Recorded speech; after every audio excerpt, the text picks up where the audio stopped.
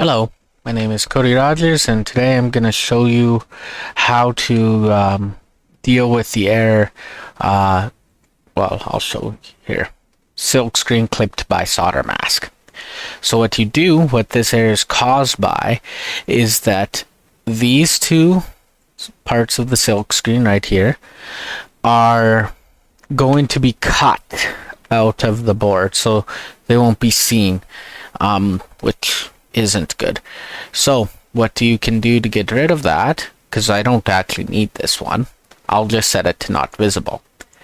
The other option would be to take that and say move it there.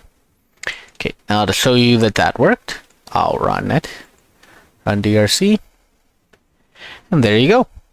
No warnings and no errors. Thank you for watching this video, and I hope you check out some of my future videos.